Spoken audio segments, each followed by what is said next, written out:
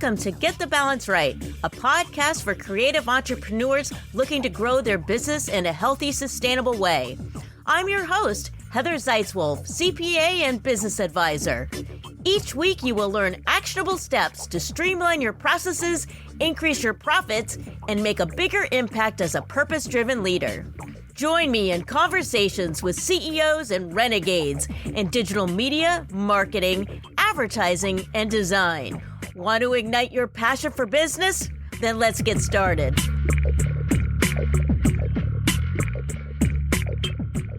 Welcome to Get the Balance Right. I am your host, Heather Zeitzwolf. Today we are talking about personal branding. I'm joined today by Trish Taylor. She is a former celebrity stylist who is now a brand embodiment coach, and she's committed to helping heart-centered online entrepreneurs align their outside with their inside so that they can create enticing content and feel authentic and comfortable with their appearances. Yes. With the age of internet, it has become commonplace for entrepreneurs to be the face of their brand. Man, when I was a kid, I don't remember that to be the norm. Although certain ones from my childhood really stand out. Orville Redenbacher, Jack LaLanne, Susan Powers, and Bartles and James. These are extremely dated examples, but those of us who grew up with these folks know exactly what I'm talking about. Orville Redenbacher is that southern-looking dude, white, who peddles popcorn. Not exactly a fashion icon nor a looker. But when you're buying popcorn, it's more about the consistency of the kernel than the fashion statement. His old-timey demeanor became synonymous with the buttery movie snack. Now, I thought Orville Redenbacher was still around. I had to Google it because I could have sworn I saw a recent ad that he was in, but it must have been a deep fake because he died in 1995. I thought that was kind of suspicious because I thought, man, he looks the same as he has for 40 years. As for the others, Jack LaLanne, he was the original face of fitness. He used to pull trucks with his teeth, and he was always in his signature tracksuit. Then there was Susan Powers. Do you remember her? She donned the bleach blonde crew cut and shouted, "Stop the insanity!" She was trying to get Americans' eating habits under control. Back then, the diet and exercise industry were the place for personal brands. Jane Fonda, Hollywood royalty with her sexy leotards, and Richard Simmons with his massive curly hair and metallic dolphin shorts. Then came the chefs. Chefs became another big one for personal brands. This trend started primarily with Julia Childs. She had the distinct style of talking. And then there was Emeril Lagasse with his catchphrases, "Bam!" and "Take it up a notch." The one thing that all of these personal brands had in common was that the person behind each of them was unique. To have a successful personal brand, you have to be different. Of course, having a signature catchphrase doesn't hurt. Here's the thing, though. Some of the personal brands are actually fake. Going back to Bartles and James, they were the good old boys sitting in rockers on a porch, slinging their wine coolers. Back then, when those ads were on, me and everybody else thought those guys were real because we didn't have the internet. We just thought they were the real deal, the personal brand. Nope. Bartles and James were actually characters played by actors, just like the Dos Equis guy. Just think about the faces of the current mega brands like Tony Robbins, Dave Ramsey, and Oprah. But in today's world, you don't have to run a multi-million-dollar business to be the face of the brand. This is especially true with entrepreneurs and the service sector. In fact, due to social media, we are expected to represent our brands. Even if we're not comfortable being in front of a camera, you are expected to show up authentically, without the glamour, doing normal things like walking your dog or wearing a face mask in line at the grocery store. As entrepreneurs, we are pressured to constantly be posting, taking selfies, making videos, and doing live feeds. Ugh. I'm an extrovert, and even I am reluctant to post all this stuff because I know it's going to live on forever. As an entrepreneur, how do you feel about it? Do you enjoy being the face of your brand? Do you feel pressure to show up on social media in ways that makes you feel uncomfortable, such as like Instagram Lives? I believe to grow, we must step outside our comfort zone. I'm doing it right now, actually, recording this podcast. But is all this exposure worth it? Does it really drive your sales? Unless you're an influencer, how do you know if there is a direct correlation? The answer is you measure it. Using key performance indicators, KPIs, you can measure the impact. Knowing if your selfie at Trader Joe's directly impacted the sale of your new course is probably an impossible metric to gauge. However, you can track comments, link clicks to your offer, and new email subscribers. All of these elements, when measured, can tie to your visibility goals. Now, if you are in marketing, you're probably very familiar with these metrics. Having KPIs and a dashboard is a great way to quickly visualize the data. One amazing tool is Clipfolio. It has the capability to pull data from various sources such as Google Analytics, Facebook, Instagram, HubSpot, the list goes on and on. The real power is the ability to cross-tabulate data from multiple sources at once, often in real time. I know I'm nerding out a bit, but if you need help with your data, follow the link in the show notes and set up a discovery call with me. I love this stuff. However, if you need help with your image, this is where Trish Taylor, our guest, can help. She leverages her unique experiences as a celebrity stylist and her master's degree in psychology to empower entrepreneurs with mindset shifts and stylish tools. Trish is actually an introvert, so she has empathy for her clients that may be shy and helps them transform while being their authentic self. All right, here is my conversation with Trish Taylor. Trish Taylor, welcome to Get the Balance Right podcast. Thanks so much for having me. I am so excited to be here, to be chatting with you and your amazing community of people. Heather, thank you so much for the warm welcome. So excited. We are going to be talking about branding and visibility, but for the people in the audience that don't know you, you're a stylist, you're a branding expert, you're a coach. Can you tell a little bit more about yourself? Of course. I so appreciate the opportunity. Hearing you say all the things that I am and that I've done, I think that we can all relate to this. Everyone listening, and probably you yourself, we've all worn so many different hats in the past. And it's what makes us so unique on our journey. And that's why branding is so important, because it really lends an opportunity for people to get to know who you are. I was a celebrity stylist in Hollywood, which is so exciting and wonderful. I worked on national ad campaigns and with celebrities on red carpets and for their music videos. It was so glamorous and so cool. And it was missing all the deep connection that I truly love. I was working with one-on-one clients at the time, people who were engineers, people in the workspace, people who were entrepreneurs. And that's where I really found this love of connecting who they were with who they wanted to be so that we could align their inside with their outside. And we really just use style as a tool. When I figured out that style is really just a tool, there's no real rules. You can have whatever color hair you want. You can wear whatever kind of clothes you want. It just needs to feel like you. And then when we connect your brand to it, it has a whole beautiful composition that people get to know the real you without even getting to talk to you yet. It's beautiful. But then I dove back into psychology and coaching. And that's how this whole stylist, confidence coach, branding expert was born, because it truly was a puzzle of all of my experiences put into one. And truly, I used all these tools myself when we're starting our own businesses, when we are service providers, or we're helping people feel more empowered in themselves. Probably we need someone to do that for us too. I know I did.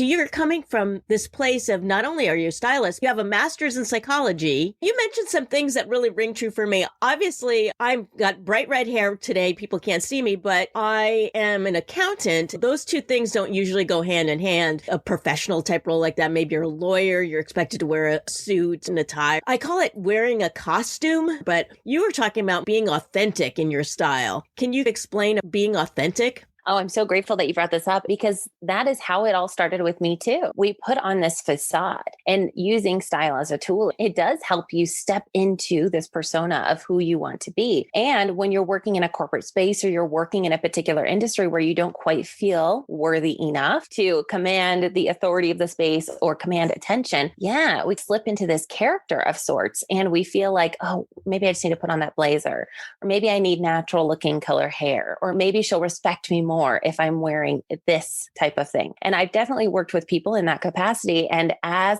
I have transitioned into the entrepreneurial space, it has been such a gift, not only for myself, but for my clients in this evolution. I like to say personal liberation, because we get to truly step into who we are once we figure out that no one is calling the shots in our business. In fact, if you can show up with your red hair, your vegan leather jacket, and your awesome scarf, you are most definitely the accountant that I want to be working with. We're allowed to show up the exact way that we want to, because that authenticity is going to attract the people that vibe with us. And it's going to repel the people that we actually don't really want to work with. And they're probably the ones that are going to give us the most headache because we don't connect on the level that we want to. When you're an entrepreneur, you've got that leeway to do that. I think a little bit more than if you're an employee of someone's. But you mainly work with entrepreneurs that are the brand of their business. Is that correct? Yeah, personal branding. I think you're so right. And there's also little pieces that you can interject. So if you're listening and you're still in a corporate space, or you're still having to follow the rules of some sort of corporate like guidelines in how you need to dress or show up, you can still interject some fun. We can make a fun uniform of sorts. If you have to wear business casual, who says that you can't wear a fun patterned print on your pants, or maybe a velvet blouse or some sort of accent? There's fun ways that you can interject your personality while still maintaining the social norms and not like totally throwing your personal brand. Because whether you are an entrepreneur working for yourself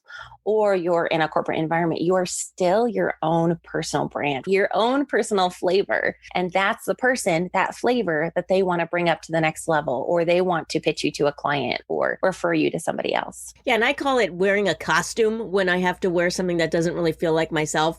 When I did have to wear the costume, I would always pick out something that felt more like myself. So it was like, I always want to feel comfortable. I can't stand feeling uncomfortable in what I'm wearing, especially things like high heels. Like I just can't do them. With your styling with people, are you helping them pick out entire outfits, different pieces that can be versatile? How does that work exactly? My process has evolved over the years. And so currently what I offer is a full photo shoot styling. And so what this entails is they not only have their branding and their visibility piece, it's so much more than just the clothes that you pick out. Yes, we want to feel comfortable in them, but we also want to tell a story with our branding. Sometimes we miss the mark when we are hiring a photographer and we're paying a lot of money to try to show up and feel good and up level our brand messaging. We get these photos back and we actually don't like them at all. We're really not ready to post them. They really actually don't feel that much like me. What I help people to do is tell a story in their wardrobe, with their clothes, in their photos, so that they can start to speak and relate to people on a nonverbal level, because that's what it's all about. We communicate immediately. In 7 seconds, you make a first impression. It's probably even less than that now, especially when we're scrolling on Instagram. You have literally a scroll. How long does that take? So now I work with people in that capacity. I also have an online program called the Batch Wardrobe, and I teach people how to create intuitive styling for their photo shoots, and it goes well beyond their photo shoots. They can start to incorporate this into their daily lives.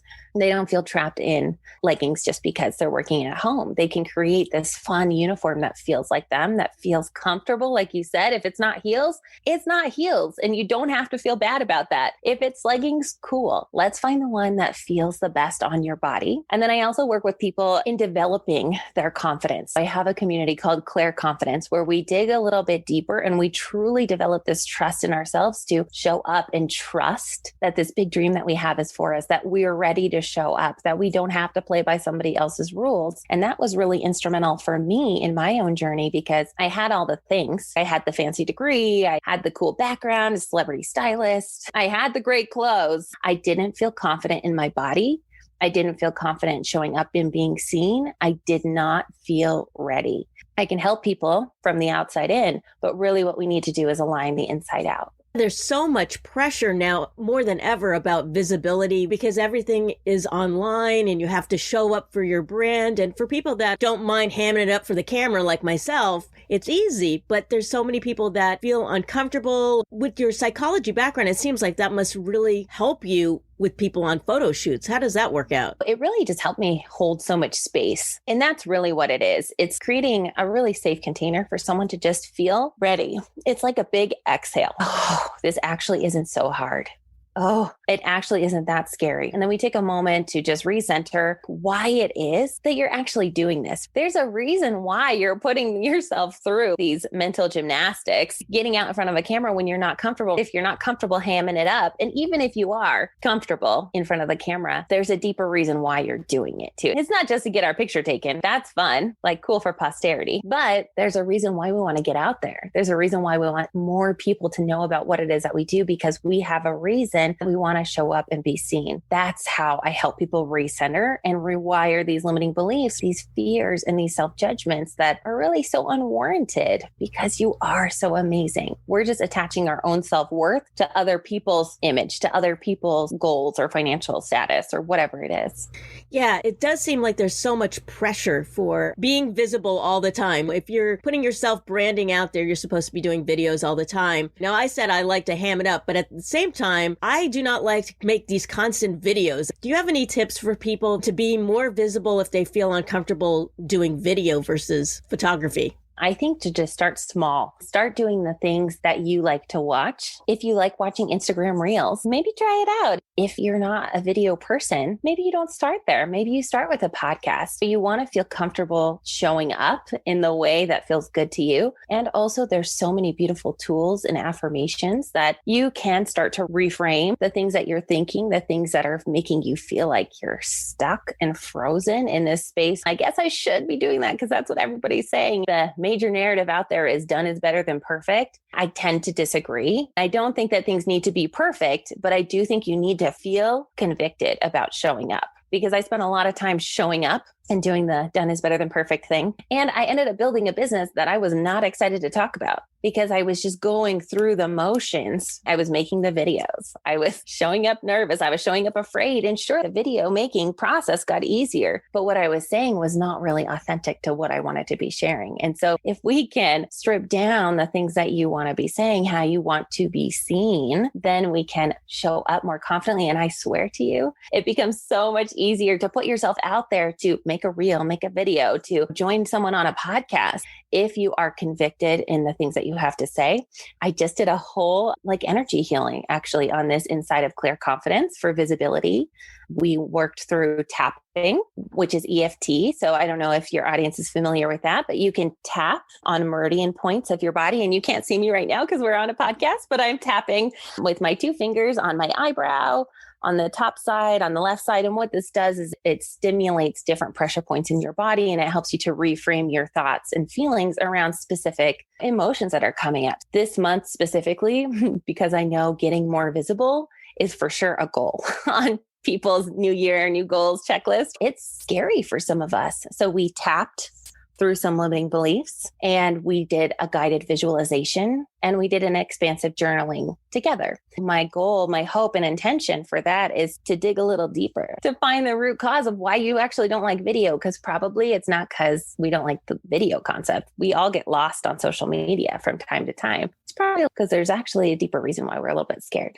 For me, anyways, it's the permanent nature of it. So it's a video. You can delete it, certainly, but it's still there. And then it's that realization of looking at yourself and being like, oh, that's what I look like. That's what I sound like. But I think what you were saying, keep doing it. It's okay to do messy at first. From the repetition, you get better at it. And you can be the more authentic self that you are. Yeah. And if it's just about hearing yourself and seeing yourself, yeah, totally. That's weird. That feels weird at first. So it's like ripping off a Band-Aid in that sense. Hey there, this is Heather. I hope you're enjoying the podcast. And if you are, if you wouldn't mind, please hit the subscribe button now. That way you'll never miss an episode. All right, now back to the podcast. What about for trends when they're trying to be their authentic self? Should they even worry about trends like what's going on in fashion, or should they really just be authentic about who they are, what they like? Should they try to make their visuals more, I guess you'd call it evergreen, so that it doesn't go out of style? Yeah, this is totally a yes and answer. Like, yeah, totally. If you love trends, play with them. And also, I do believe that everybody should have an evergreen, quote unquote, wardrobe that works from season to season. And this is what I help my styling clients set up in their wardrobe is a baseline, a really solid, consistent wardrobe that you can mix in fun trends. Like you have the jeans that you love in whatever colors you want. And then you have basic blouses and t-shirts that you can mix in and out. Maybe you have some layering pieces because those things are really flattering, especially when we're on camera. It just helps to elevate your outfit when you add that extra piece. So if you want to layer in a trendy item like a scarf or trendy accessories, why not? It does tend to then age our content. So I think it depends how you really are as a person. Do you enjoy to shop? If you do, totally incorporate it and get your photos done twice a year. 3 times a year, whatever you like, whatever feels good for you. This is also a part of like, how often do you want to take photos, schedule batch content? It's all about getting to know who you are. When you are your own brand, do you feel like when you represent yourself and maybe like you're going to put out a webinar, you're going to have a LinkedIn article, do you think that using the exact same picture all the time is the best way to approach this? I don't. I think that you can have cues to your brand in all of your photos that you're using for marketing purposes. Like maybe you have a specific color, like yours behind you right now. You guys can't see, but it's green and yellow. So maybe something like that incorporated in your graphics or in the words in your LinkedIn banner, whatever it may be. There's things that you can do. You can set up your film space or you can set up your office in a way that nods to your personality. Like in my office, I have a full shelf with books that I enjoy reading. I have crystals on there and candles. So when you walk in there and you see me on camera, you already know what I'm about. That's what we want to create. We want someone to see your image and then remember, oh yeah, that's who she is. Oh yeah, that's what she's saying. That makes sense. And then over and over, they see who you are. And so I don't think the picture needs to be the same, but I do think you need consistency. I'm so glad you said that because I heard the opposite from somebody else and I was like, that seems boring. So boring.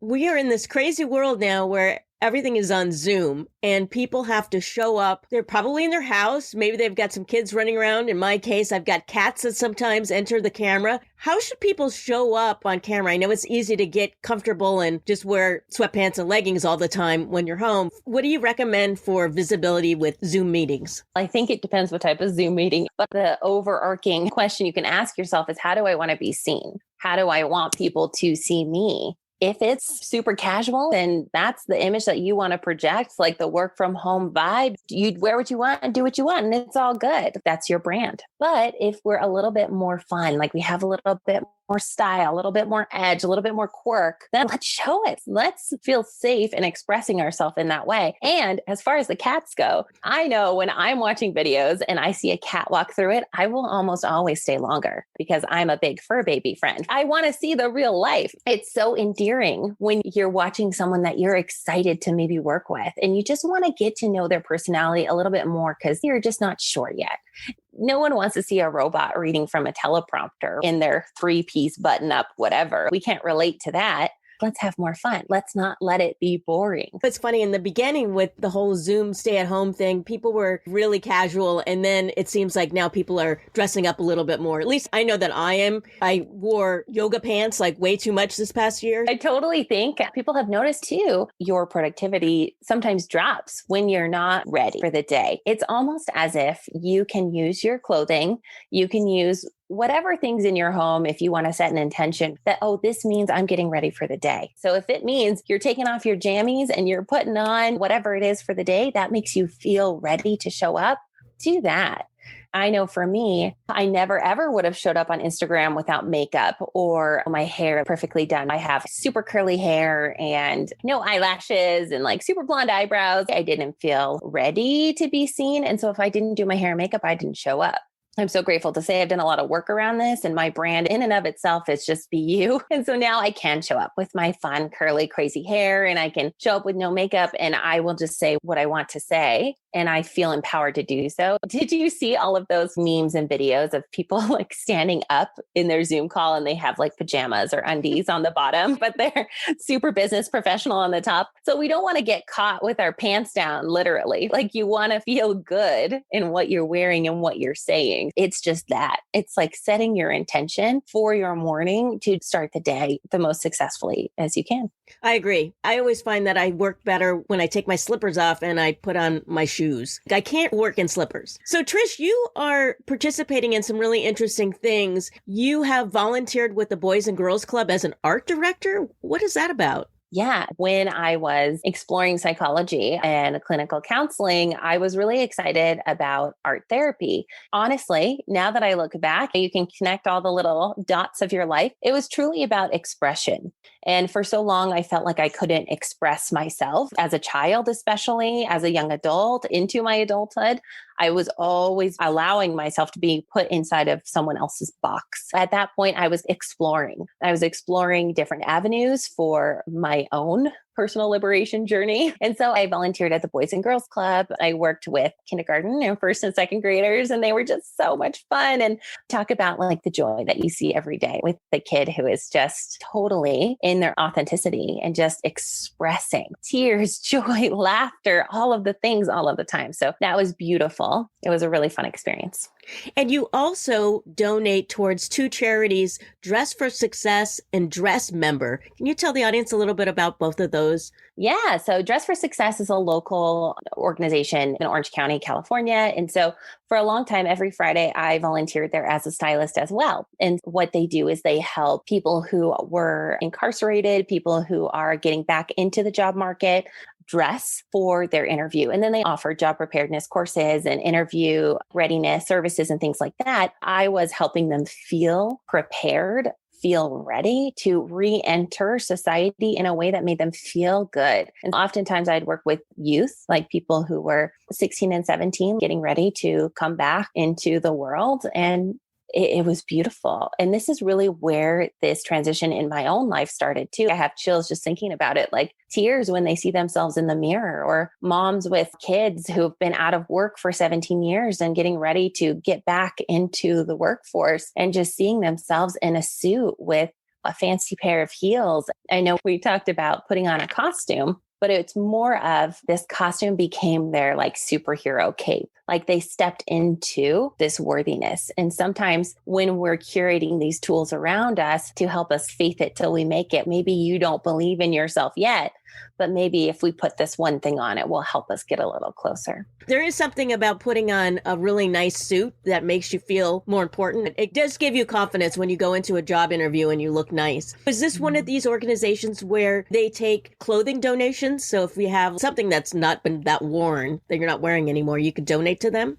Absolutely. Yeah. They keep all of the suiting options and interview type pieces in their corporate offices where I would go to address their clients. And then they also have secondhand stores throughout the city, throughout Orange County, where they will send the other pieces that are donated that are not necessarily something that you would want to wear to an interview. They accept clothing donations. They have drives, so you can organize a drive with your own workplace as well and collect donations for them too. Dressember is a very cool organization as well. So what they do is in the month of December, they ask people to wear a dress every day in December. And what they're doing is they're raising awareness for human trafficking. They don't dress people. This is more of a donation and awareness-based organization and charity. How do people know that you're participating in this? Are they like, why are you wearing a dress every day? I donate to them like a portion of the services that I sell and the programs that I sell. And then I have friends who do participate in like the wearing of the dresses every day. I haven't done this myself, but I don't know, a marathon or a relay or something where you like pledge your support. And so it's the same. So you can pledge your support for that person. That's awesome. How did someone from a small town go to Los Angeles to become a brand stylist? How did that happen? Yeah, it was a long journey for sure. So I did. I grew up in a super small town. I grew up in Arrowhead. If anybody's been to Big Bear to go skiing or snowboarding, you might know the area. like Arrowhead's the smaller town, about 45 minutes below that. So I grew up there. And right out of high school, I went to the fashion school in LA called FITM in downtown LA. It was a long road because the styling industry is very, very private. It's a super small industry. And once you're in, but it's hard to break into it. I worked my way through college. So I didn't have time for the traditional non-paid internships. And so I was working like in retail for a long time. So it took me a long time to break into that industry. And then I found Kismet, a stylist course from Lauren Messiah and Luke Stiles. They are Hollywood stylists and personal stylists in Los Angeles. And they were offering an online program on how to break into the industry. And so I took it and I went and I met in person and I hustled hard. Like I had been working so long that I had saved up enough to quit all of the jobs and then to transition into this non-paid role because I had a little bit of a nest egg saved up. I would say 2 months in, I was styling a part of big styling teams for Ariana Grande and Kerry Washington. And it was incredible, the opportunities. And then from that point, I transitioned into personal styling as an assistant because I felt like I was missing the personal connection between the people. Because when you're working with celebrities or big brands, it is just a job at the end of the day. They're there to show up and to perform. You're not really working with this inner self, aligning their confidence so that they can feel good about themselves. So that's where I found my niche in personal styling. Like I truly loved it. And I worked with everybody. I worked with moms looking for the best pair of jeans. I worked with engineers who just couldn't see patterns and colors in the same way. And typically what I found was my really analytical clients had a lot of fun working with me because I helped bridge the gap and make it easier for them to create a uniform so that they can figure out like how to dress themselves in a really cool, stylish way. But it became much easier. And then from there, that's how I started working with brands on a more consistent basis. And it's just how we do it as entrepreneurs. We try things and then we eventually start carving a little path for ourselves. And we just keep going down that journey. I think it's just being open to exploring and just saying yes. Because when I was working as an assistant, as a personal stylist, a woman came in to work with us and she owned a huge business coaching online course. And I was like, what? This is a thing? And so I immediately joined her program to just learn, to just see what was going on. And from there, I joined Marie Forleo's B School. And then after that, Masterminds, I started making friends and meeting people and just following how I wanted to be seen. And I think that's the thing. It's like, what do you want to be known for? And just keep moving in that direction. That's incredible. Even though I don't like to deal with trends or anything like that, it is still really fun to think about trends.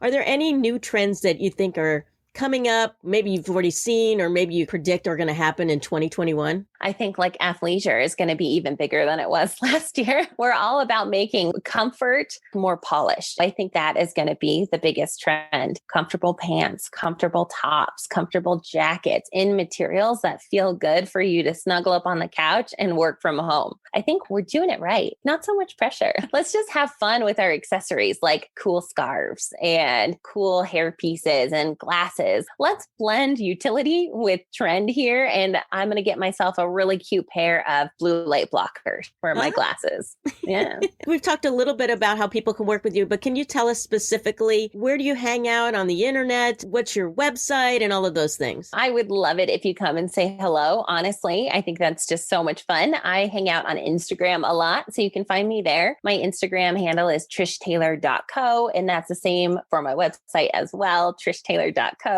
Got some fun things coming up. So depending on when you are listening to this, always reach out because I am so excited to just connect with you personally and support you in any way I can wherever you are right now. I think you have a quiz. Don't you have a quiz on your site? I do. I have a fun quiz that really helps you just figure out how to embody how you want to be seen. Just like how we've been talking about this entire show, like truly be yourself and figure out like, what are the things that I can do to support myself right now? So you can take the quiz or you can join my challenge coming up. And that is called the Confidence Cure. And that just helps you create this magnetism around your personal brand, how you want to show up, how you want to be seen and attract people to you in that way. If people are not in the Los Angeles area or Orange County area, can they still work with you? Oh, I exclusively work virtually. Yeah, thank you for asking. Yeah, I don't work in person anymore. I have a very select few clients who've been with me for years, but I work virtually because there are so many more options available to us when we can search online. The way that it works is I curate a custom catalog delivered right to your email, and then you shop from there. And a couple weeks later, when your items arrive, we have another virtual fitting. And from that point, I create a cool lookbook for you for your photo shoot and for beyond. Do you also offer courses? I do. If you are not ready to work with me one-on-one, or maybe you just want to try to figure this thing out on your own, I have a course called the Batch Wardrobe, and that helps you figure out how to exactly blend your personality, how you want to show up and be seen in your business with your visibility goals into your wardrobe and your photo shoot, honestly. And it teaches you how to DIY it. I have photographers inside of there and videographers who show you how to do it yourself, which is so cool. It's a super affordable price point too, $197. And I also have my membership, Clear Confidence. You can join me if you want to align your inside with your outside using rewiring techniques like tapping, guided visualizations, and journaling. Wow, that is very cool. Thank you so much, Trish. Thanks for being on the podcast today. Thank you so much for having me. It was such a pleasure. Hey, this is Heather. Thanks so much for listening to the podcast. If you found value in the show, I'd really appreciate it if you gave me a rating on iTunes, or just simply tell a friend about it. And if you're interested in learning more about my profit advising and coaching, please set up a discovery call by using the link in the show notes. All right, thanks so much and see you next time.